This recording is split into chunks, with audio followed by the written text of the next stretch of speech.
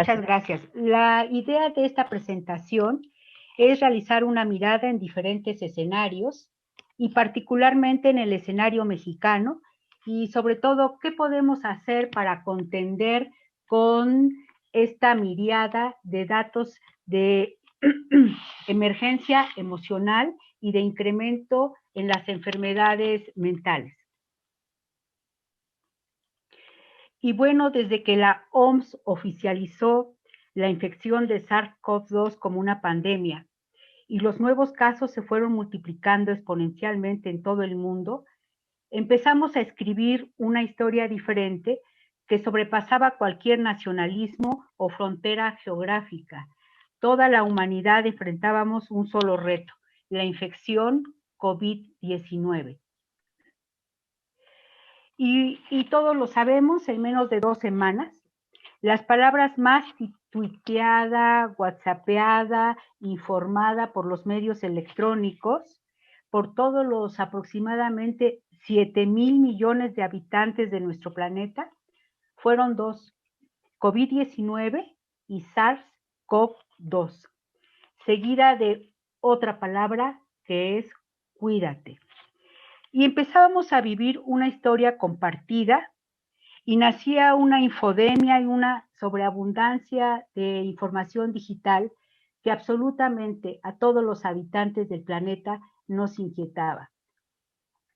Todos sabemos que tan solo de marzo a abril, en alrededor de 8 semanas, el tráfico aéreo mundial se desplomó, con ello los ingresos aeroportuarios, y no se hizo esperar el impacto negativo en los mercados bursátiles de todo el mundo.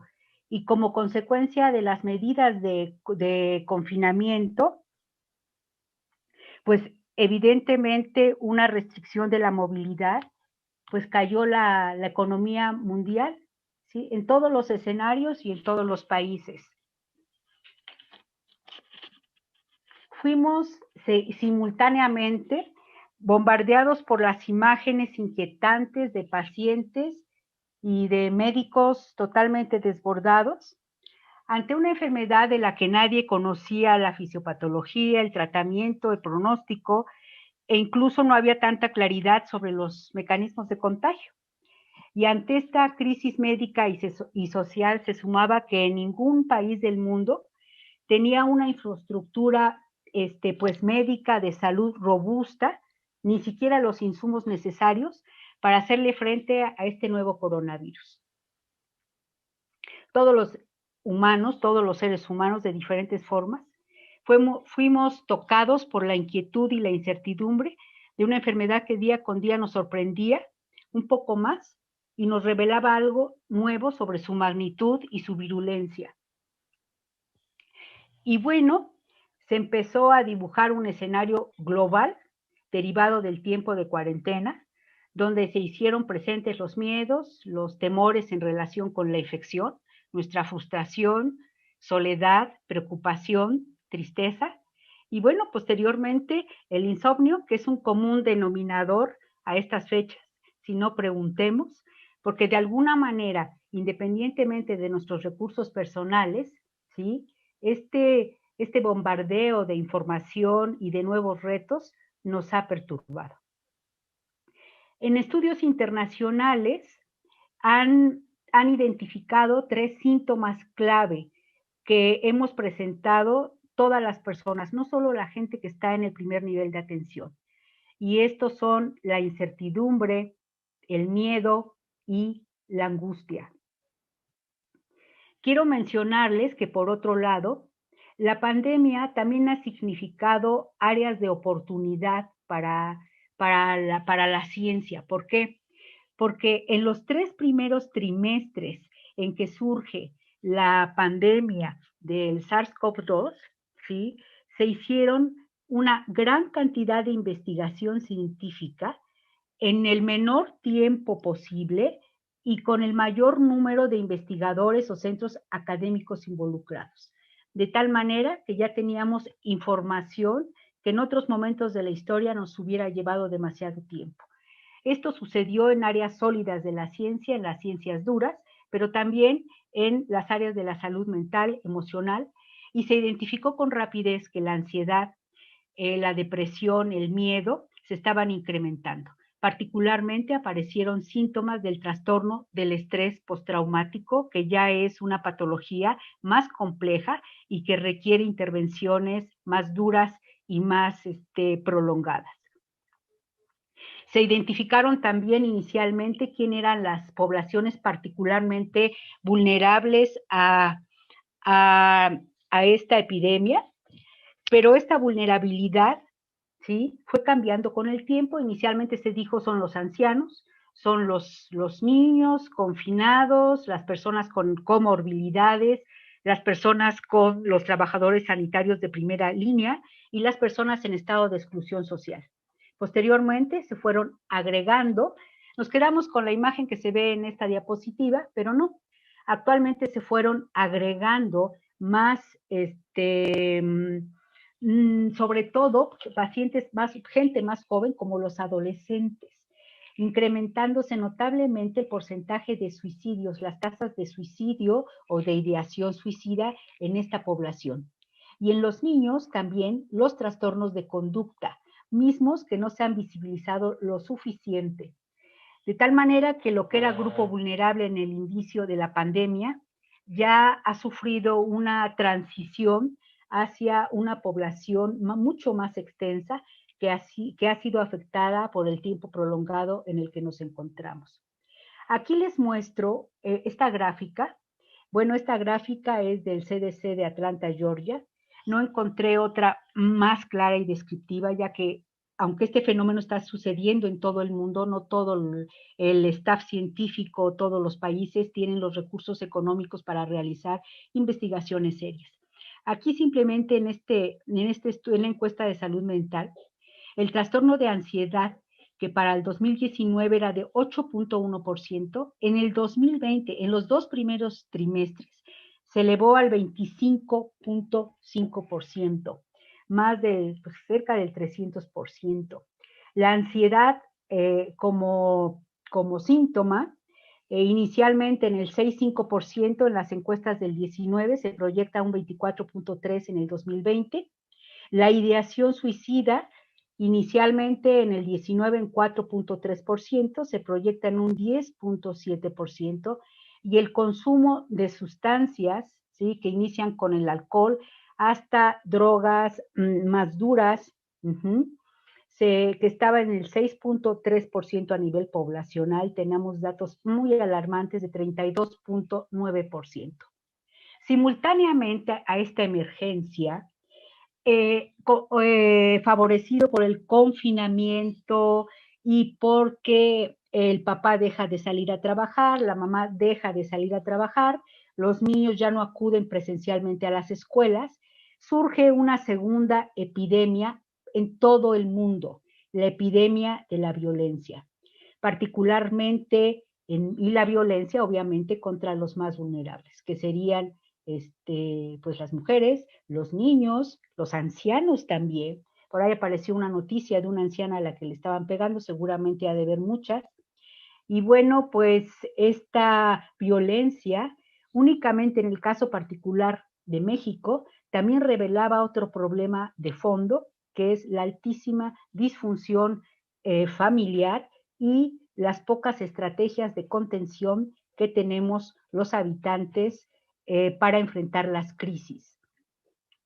Estas cifras son realmente muy impresionantes, a mí me impresionaron, y que son el número de mujeres que reportaron en el 911 que eran víctimas de violencia sexual, de violencia familiar, ¿sí? Y que tan solo después del confinamiento, en cuanto tuvieron un mano a mano el hombre y la mujer y estuvieron mucho más tiempo juntos que el habitual, se despertó realmente, salieron a flote todas las diferencias y la incapacidad para sostener relaciones de tipo armonioso. También encontramos en el mismo reporte, encontré que la violencia familiar hacia la mujer reportada por la línea Mujeres, que existe en la Ciudad de México, se transformó y se activó un 300% más que en relación con el 2017. Y esto es derivado del confinamiento y que clarificó todas las diferencias que se veían, pues, de alguna manera estaban bajo la mesa y que no se habían visibilizado. Esta cifra realmente es muy dolorosa, que es la tasa de feminicidios en la Ciudad de México. La tasa de feminicidios también, todo el 2019 y particularmente de marzo a abril, sufrió un incremento y quiero decirles que actualmente esta cifra se siguió incrementando y no se ha estabilizado. Aquí no traigo una gráfica que hable acerca de el secuestro, ¿sí? Pero el secuestro también se incrementó en la Ciudad de México, así como otros datos de violencia, ¿sí? De los que no se habla, no se habla, pero que son alarmas acerca de toda la patología mental y social que tenemos en nuestro país. Y miren, le comentaba hace una hora y media al doctor Sussman, que esta pandemia también trajo como beneficios, entre comillas, el hecho de que las emociones y la salud mental que siempre hemos puesto en segundo plano cobren una relevancia y quizás siento yo que el lugar que les corresponde. El lugar, antes se hablaba de la emoción como algo moral, no seas enojón, ¿sí? Porque el que se enoja pierde, y se hablaba de las patologías mentales como algo mágico, como algo extraño. Hoy, con los estudios de resonancia magnética funcional, nos damos cuenta con toda claridad que existe un correlato totalmente fisiológico y anatómico desde la alegría, la tristeza, el enojo, y de cada una de las patologías que antes decíamos que no tenían una deficiencia anatómica. Aquí tenemos una imagen de resonancia magnética en el cuadro superior izquierdo de trastorno de déficit de atención con hiperactividad, en el superior derecho de trastorno de estrés postraumático, en el izquierdo inferior de desorden bipolar y en el derecho, inferior de la depresión. Todas nuestras emociones, todas nuestras emociones, todas las patologías, desórdenes mentales tienen un correlato y una ruta neuronal, ¿sí? El mundo emocional, otro aspecto que es muy relevante y que cobra vigencia, es que el mundo emocional está asociado a la liberación de neurotransmisores. Los neurotransmisores, ustedes lo saben, son sustancias químicas, ¿sí? Que van a tener un efecto periférico en los órganos blancos. O sea, una emoción nos afecta el intestino, el hígado, todos los vasos sanguíneos, arterias, venas, capilares, el corazón, los pulmones, y no hay un solo tejido que sea indiferente o que no pueda estar influenciado por lo que pensamos y de la manera en que manejamos nuestro mundo psíquico. Y bueno, debido a que la importancia de todo esto es de que han aumentado enormemente la patología psíquica. ¿Qué podemos hacer?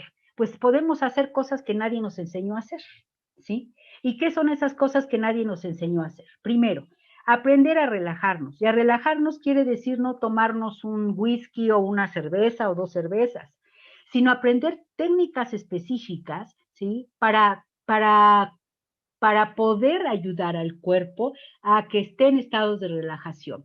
Uno de ellos es el deporte, por supuesto, pero existen otros, sobre todo cuando tenemos espacios pequeños o no podemos salir.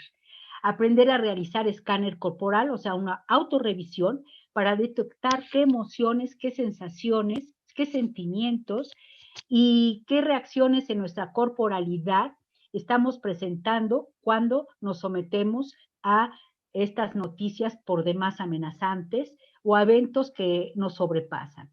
Aprender a hacer respiración rítmica, que es el recurso número uno que hay que saber utilizar para cuando estamos angustiados. Se recomienda la emocionalidad positiva, la vamos a ver más adelante, no quiero detenerme en obvio de tiempo. sentirnos útiles, sentir que tenemos control, que incluso, aunque parece que no podemos controlar el COVID-19, que no se puede controlar esta epidemia, podemos tener control acerca de qué actitudes voy a tomar yo. Eso es uno. ¿Qué conductas voy a tomar yo? ¿Cómo me voy a proteger? ¿Cómo voy a proteger a mi familia? ¿Cómo voy a proteger al entorno que me rodea? Todo eso, ¿sí? Me confiere autoridad, y además de que me confiere autoridad, de muchas formas, resistencia y disminuye la posibilidad de que yo me pueda infectar. Otra cosa que hay que cultivar y que viene, que es muy relevante en estos tiempos de pandemia, es el sentimiento de vínculo o de pertenencia. En esta sociedad altamente enferma de individualidad, ¿sí? En que nos cuesta mucho trabajo vincularnos con los otros, es ahora una necesidad apremiante, porque el vínculo, ¿sí? El abrazo, la sonrisa, el saludo, el apapacho, producen grandes cantidades de oxitocina y de neurotransmisores que mejoran nuestro funcionamiento corporal y cerebral. Esto ya no es una recomendación, no es una teoría, esto está ampliamente descrito, ustedes lo pueden encontrar en artículos, sí, que hablan del avance de las neurociencias a través de estudios dinámicos de resonancia. Existen más, no sé, un montonal de variedades de resonancias para magnéticas funcionales para valorar funcionamiento cardíaco, para valorar visión, para valorar audición, para valorar sensibilidad. No sé, cada día se realizan más minucias en torno a esto. Y bueno, también capitalizar qué recursos tenemos nosotros y qué hemos utilizado en situaciones particularmente difíciles. Aquí retomamos el pensamiento de Seligman, que en estos momentos se vuelve vigente y tiene gran autoridad. El verdadero crecimiento personal y superación no vendrían solo de eliminar lo negativo, sino de construir y adquirir lo positivo. Lo positivo, señores, no viene de afuera. Todo lo positivo y lo que nos ayuda lo tenemos que construir y lo tenemos que aprender. Y ese es una labor totalmente personal, que la podemos enseñar, pero que cada uno de nosotros la debe de realizar. Siguiendo la línea de la psicología positiva, que nos habla de ese tomar el poder personal y ejercerlo, de construirlo, también se recomienda que durante esta época vinculémonos con el entorno inmediato. Puede ser la familia, los amigos, los vecinos, y si no nos llevamos con la familia, porque hemos tenido conflictos no resueltos, siempre va a haber alguien que nos caiga bien, o va a haber a lo mejor el excelente personal de aquí de Salvemos Conciencia, los terapeutas, los médicos, no lo sé, pero siempre va a haber un algo o un alguien con el cual nos podemos vincular, médicos, terapeutas, sacerdotes. Esta pandemia nos invita a romper y salir de nuestro cascarón para formar comunidad. Y bien, aquí retomo esto también de la psicología positiva, que la felicidad corresponde exactamente a una construcción. La felicidad no va a estar en lo que si nos sacamos la lotería, si encontramos al hombre de nuestra vida, si termino la carrera, tengo un título, si publican un paper, si me publican un paper. No, no, no. La felicidad es el resultado de la construcción y la construcción continua y del trabajo que yo hago para procurarme ese estado de bienestar. Está dada fundamentalmente por la liberación de neurotransmisores, dopamina, oxitocina, opioides, serotonina, que se liberan a través de varias cosas, ya lo veremos, como el deporte, como la vinculación, como la actitud positiva. Y obviamente, cuando estamos en estados crónicos de estrés, angustia y ansiedad, somos miedo, somos víctimas de la liberación de excesos de cortisol, de agentes proinflamatorios como las linfocinas y las interleucinas, y necesariamente nuestro estado de ánimo está muy lejos del estado de felicidad, de paz o de aquello que anhelamos como el sentirnos bien. Y bueno, ¿cómo cuidarnos en tiempos de COVID? Aquí pongo 5 aspectos para cuidarnos y que sobresalen el comunicar mis emociones, pero ¿para qué? No para que yo me vuelva una argüendera, un argüendero contando a todo mundo mi mundo interior, no, el objeto de comunicar mis emociones es exteriorizar, ¿sí? Poner en común esa carga emocional que estoy llevando, sería una parte, y por otro lado, identificar cuáles son las necesidades que yo tengo para poderlas satisfacer, ya sea yo o satisfacerlas a través de mi entorno. Comunicarnos sin violencia, vincularnos, practicar el autocuidado, el cuidar el cuerpo, como pues haciendo deporte principalmente, que es algo que todos decimos y muchos no hacemos, yo sí hago.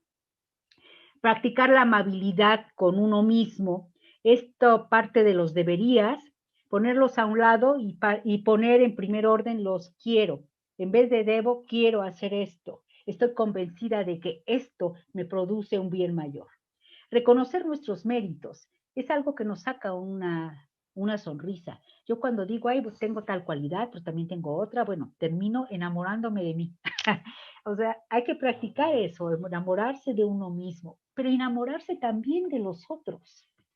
Enamorarse de los otros y decírselos. Respetar la vida propia como la vida de todas las personas que nos están rodeando.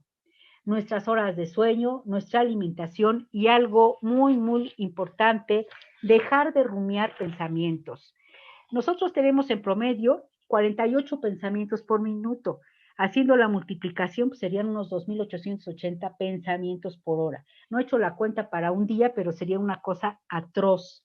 Lo peor es que no pensamos pensamientos diferentes, sino casi siempre estamos pensando unos 2, 3 pensamientos que son los mismos y los pensamos un día y el que sigue y el que sigue.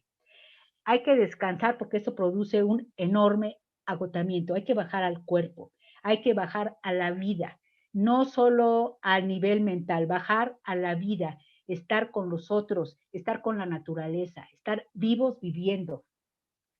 Y bueno, como les he hablado acerca de la importancia del mundo emocional y de su expresión, aquí les quiero mostrar algo que nos dice Marshall Rosenberg acerca de la comunicación no violenta. Aquí en esta pinturita, él le pregunta a ella, ¿cómo estás, mi amor? Y ella le contesta, bien. ¿Te pasa algo? No, nada. Ah, yo creí que estabas mal. Entonces, ni la palabra bien, ni la palabra mal, ni la palabra nada son emociones. Son sentimientos y emociones, amor, odio, compasión, gratitud, miedo, tristeza, y tenemos una lista interminable.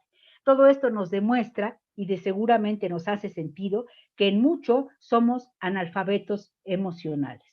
Ahora, aquí hay varias características, pero me quedo con decirles que una emoción es transitoria y con una intensidad mayor, y que un sentimiento es de larga duración, más complejo y menos intenso. Por ejemplo, yo puedo sentir por mi hijo enojo porque no hizo la tarea, porque no escombró su cuarto, y mi sentimiento hacia él es de mucho amor, porque a lo mejor, bueno, no a lo mejor, lo amo. Entonces, la emoción se caracteriza por eso. O sea, puede haber enojo, rabia, tristeza, miedo, etcétera, pero la emoción no es un sentimiento. Las emociones y los sentimientos son diferentes que las sensaciones. Las sensaciones puedo sentir dolor, puedo sentir comezón, puedo sentir frío, calor, esa es una sensación y está dada por la sensibilidad de mi piel. Otra parte importante es que cuando nos estemos comunicando, lo hagamos.